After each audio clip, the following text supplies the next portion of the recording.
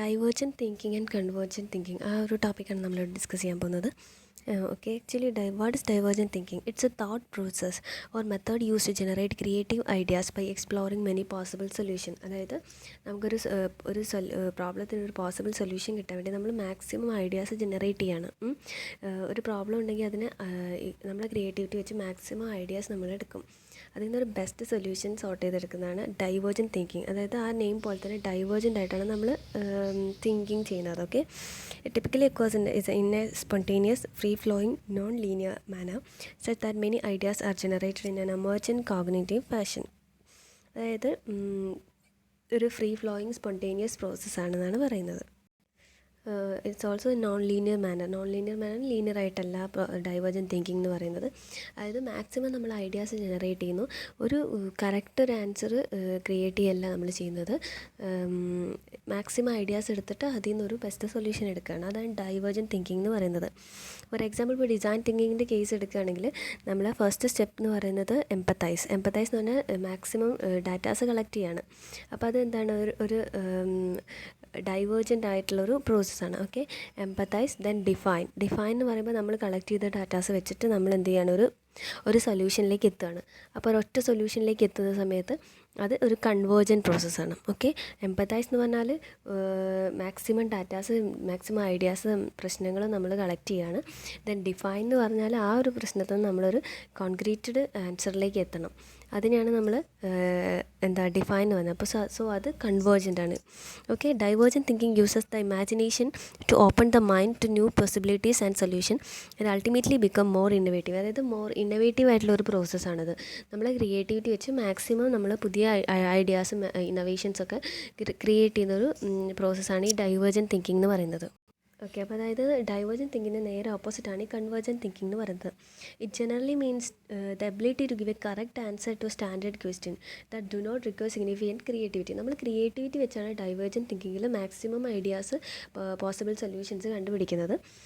പക്ഷേ കൺവേർജൻറ്റ് തിങ്കിങ്ങിൽ നമുക്കങ്ങനെ ഒരു ക്രിയേറ്റിവിറ്റീൻ്റെ ആവശ്യമില്ല, ലോജിക്കാണ് വേണ്ടത്. അതായത് നമ്മളൊരു കറക്റ്റ് കോൺക്രീറ്റ് ആൻസർ നമ്മളതിന് പ്രൊവൈഡ് ചെയ്യണം. അതായത് ഫോർ എക്സാമ്പിൾ, ഇപ്പോൾ ഒബ്ജക്റ്റീവ് ക്വസ്റ്റ്യൻസ് ഒക്കെ ആണെങ്കിൽ അതൊരു ഒറ്റ ആൻസറേ കാണുള്ളൂ, കൂടുതൽ ഓപ്ഷൻസ് ഒന്നും കാണില്ല.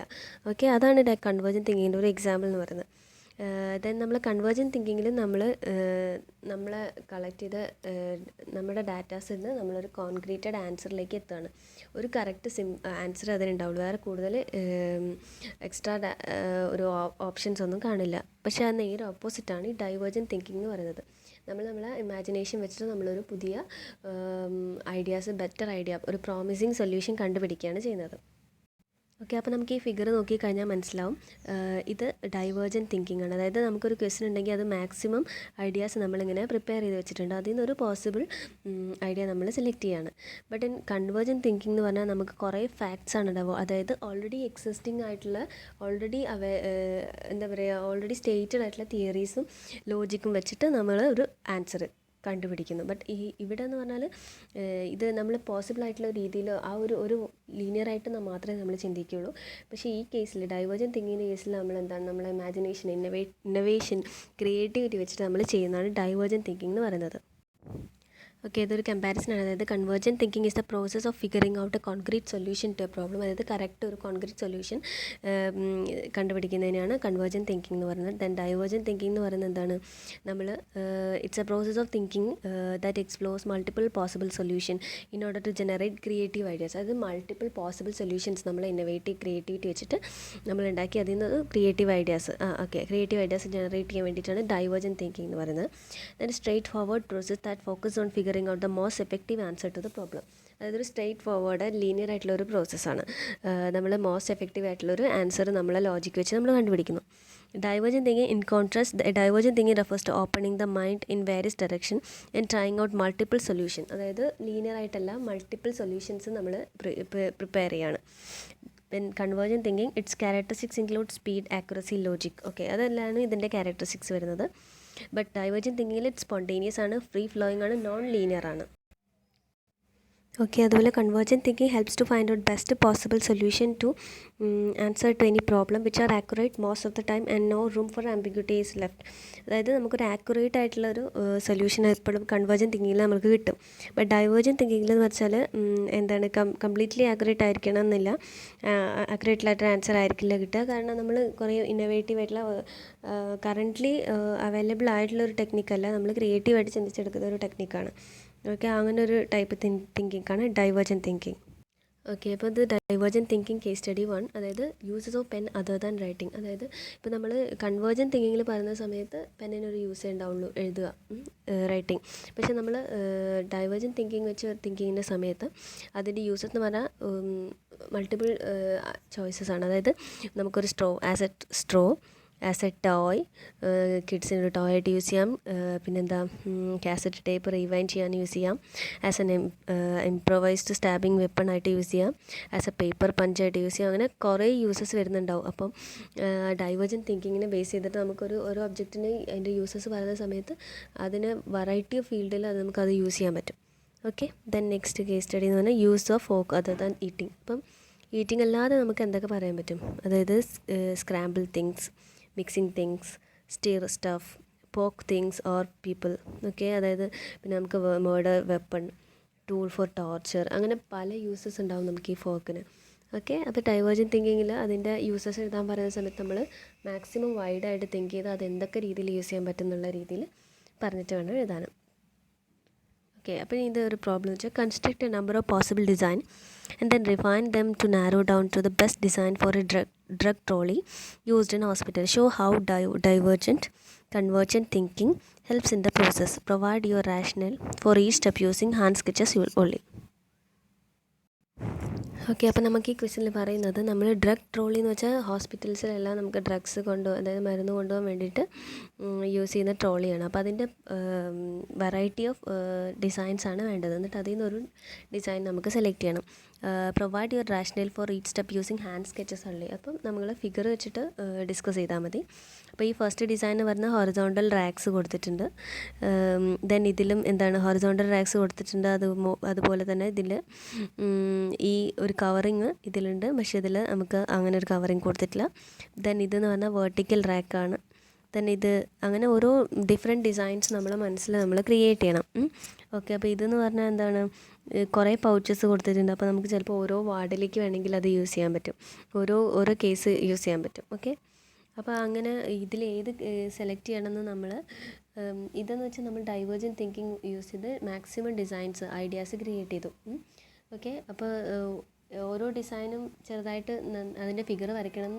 തന്നെ എന്ത് ചെയ്യുക, നമ്മളത് ചെറുതായിട്ടൊന്ന് പറയാം, എക്സ്പ്ലെയിൻ ചെയ്യാൻ. നമ്മൾ വിചാരിച്ച ഡിസൈൻസിനെ പറ്റിയൊക്കെ ഒന്ന് പറയാം, അതിൻ്റെ കാര്യങ്ങൾ മാത്രം പറയാം. വെറൈറ്റി ഓഫ് ഡിസൈൻസ് നമ്മൾ ക്രിയേറ്റ് ചെയ്ത് വയ്ക്കുക. നമ്മൾ ഡൈവേർജൻറ്റ് തിങ്കിങ് അപ്രോച്ച് വഴിയാണ് നമ്മൾ ആ വെറൈറ്റി ഓഫ് ഡിസൈൻസ് ക്രിയേറ്റ് ചെയ്യുന്നത്. ദെൻ നമ്മൾ ഈ ടിക്ക് ചെയ്തിരിക്കുന്ന ഈ ഡിസൈൻ നോക്കിക്കഴിഞ്ഞാൽ ആക്ച്വലി നമുക്കിതിൽ ഹൊറിസോണ്ടലി വെക്കാം, വെർട്ടിക്കലി സ്റ്റാക്ക് ഉണ്ട്.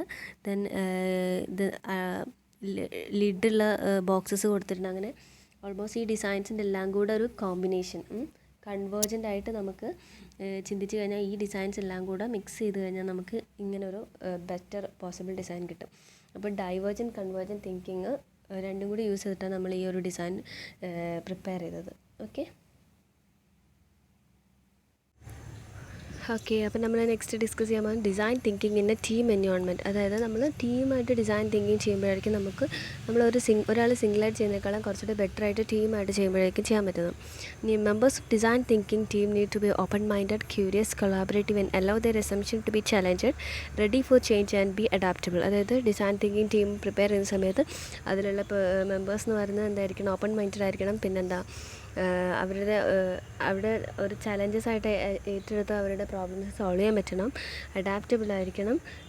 പിന്നെന്താ, ready for change. Okay, then cross disciplinary teams will provide you best result. Cross disciplinary teams എന്ന് വെച്ചാൽ ഒരു മിക്സ് ആയിട്ടുള്ള ആൾക്കാരായിരിക്കണം. അതായത് ഒരു രീതിയിൽ മാത്രം ചിന്തിക്കുന്ന മെമ്പേഴ്സിനെ സെലക്ട് ചെയ്യുന്ന സമയത്ത് നമുക്ക് ബെറ്റർ റിസൾട്ട്സ് കിട്ടില്ല. അപ്പോൾ അങ്ങനെ ഈ ക്രോസ് ഡിസിപ്ലിനറി ടീംസ് വരുന്ന സമയത്ത് നമുക്ക് ബെറ്റർ റിസൾട്ട് വരും. Okay, Then teams may consisting of people unfamiliar with each other, with external members brought on board either as specialists or facilitators depending on the availability of skill. അതായത് ടീമിലുള്ള people എന്ന് പറയുന്ന members എന്ന് പറഞ്ഞാൽ പരസ്പരം unfamiliar ആയിട്ടുള്ള ആളുകൾ select ചെയ്യുന്നതായിരിക്കും നമുക്ക് കുറച്ചുകൂടെ ബെറ്റർ ആയിരിക്കാം. വേണമെങ്കിൽ നമുക്ക് സ്പെഷ്യലിസ്റ്റിനെയും അല്ലെങ്കിൽ സ്കിൽഡ് ആൾക്കാരെയൊക്കെ കൊണ്ടുവരാം, ഫെസിലിറ്റേറ്റേഴ്സിനെയൊക്കെ കൊണ്ടുവരാം. ബട്ട് അവർ പരസ്പരം ഫെമിലിയർ അല്ലാത്ത രീതിയാവുന്ന സമയത്ത് നമുക്ക് കൂടുതൽ ബെറ്റർ റിസൾട്ട് കിട്ടും. Then to make design thinking project successful, we need T-shaped people. T-shaped people എന്ന് പറഞ്ഞാൽ ഫോർ എക്സാമ്പിൾ ടി എന്ന ലെറ്റർ നമ്മൾ കണ്ടു കഴിഞ്ഞാൽ അതിൽ ഹൊറിസോണ്ടലി ലൈൻ ഉണ്ട്, വെർട്ടിക്കലി ലൈൻ ഉണ്ട്. സോ എന്താണ് T-shaped people എന്ന് പറഞ്ഞാൽ രണ്ട് രീതിയിലും ചിന്തിക്കുന്ന പല മെമ്പേഴ്സ് ആയിരിക്കണം എന്നാണ് പറഞ്ഞത്. അപ്പോൾ അത്രയും എന്താ പറയുക, അത്രയും നന്നായിട്ട് ചിന്തിക്കുന്ന പീപ്പിൾ ആവുമ്പോൾ നമുക്ക് ബെറ്റർ റിസൾട്ട്സ് കിട്ടും. Okay. Then the T-shaped people have depth of knowledge and experience in their own field, but they can also reach out and connect with others horizontally and create meaningful collaborations. Okay, അതായത് അവർക്ക് അവരുടെ ഫീൽഡിൽ തന്നെ നോളജും എക്സ്പീരിയൻസും ഉണ്ടെങ്കിലും then അത് ബാക്കിയുള്ളവരായിട്ട് connect ചെയ്യാനും കൂടുതൽ ഡാറ്റാസ് കളക്ട് ചെയ്യാനും ഒക്കെ അവർക്ക് കുറച്ചുകൂടെ ഈസി ആയിരിക്കും. Then all team members should be encouraged to respect each other's input in order to discover deeper and to build upon each other's findings. അതായത് ഒരാളൊരു ഐഡിയ പറയുന്ന സമയത്ത് നമ്മളതിനെ എന്താ പറയുക, എൻകറേജ് ചെയ്യണം. അവരുടെ ചിന്താഗതിയെ എൻകറേജ് ചെയ്യാണ് ചെയ്യേണ്ടത്, അല്ലാണ്ട് സപ്രസ് ചെയ്യരുത്. ഓക്കെ, അപ്പോഴേ നമുക്ക് ബ്രോഡ് മൈൻഡഡ് ആയിട്ടുള്ളൊരു ഡിസൈൻ കിട്ടുള്ളൂ. ഓക്കെ, അതാണ് ഈ design thinking in A team എന്നാണ്. എപ്പോഴും നമ്മൾ ഡിസൈൻ തിങ്കിങ് ചെയ്യേണ്ടത് ഡൈവേർജൻ മെത്തേഡിലായിരിക്കണം. അതായത് ഡൈവേർജൻ മെത്തേഡ് എന്ന് പറഞ്ഞാൽ നമ്മളൊരു റെസ്ട്രിക്റ്റഡ് ഏരിയൻ്റെ ഉള്ളിൽ അല്ല നമ്മൾ ഡിസൈൻ ചെയ്യുന്നത്. അതായത് അതിനെ നമുക്ക് thinking out of the box എന്ന് പറയാൻ വേണമെങ്കിൽ. ബേസിക്കലി ഒരു ഡിസൈൻ എഞ്ചിനീയറിന് ഒരു ഡൈവേർജൻറ്റ് തിങ്കിങ് അപ്രോച്ചാണ് വേണ്ടത്. അതായത് ഒരു കറൻ്റ്ലി ഉള്ള ലോജിക്ക് മാത്രം യൂസ് ചെയ്തിട്ടുള്ള ഒരു ഡിസൈൻ ആയിരിക്കരുത്. നമ്മൾ മാക്സിമം ഇന്നോവേഷൻസും ക്രിയേറ്റിവിറ്റി ഇൻക്ലൂഡ് ചെയ്തിട്ടുള്ള ഡിസൈൻ ആയിരിക്കണം. ഓക്കെ, അത് ഈ thinking out of the box എന്ന് പറഞ്ഞാൽ ഈ ഡൈവേർജൻറ്റ് തിങ്കിങ്, അതായത് നമ്മൾ റെസ്ട്രിക്റ്റഡ് ഏരിയൻ്റെ ഉള്ളിലിരുന്ന് ഡിസൈൻ ചെയ്യരുത്, മാക്സിമം എക്സ്പ്ലോർ ചെയ്തിട്ട് വേണം നമ്മൾ ഡിസൈൻ ചെയ്യാൻ. ഓക്കെ, അതാണ് design thinking in A team environment.